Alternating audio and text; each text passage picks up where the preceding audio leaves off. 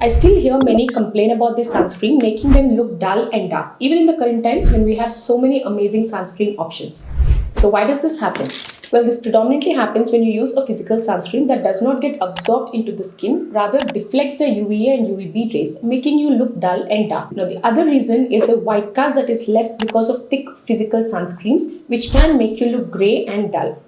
And third, it also depends on the overall formulation. If you have certain ingredients that get easily oxidized or are unstable on exposure, say for example vitamin C in your sunscreen, can make you look dark.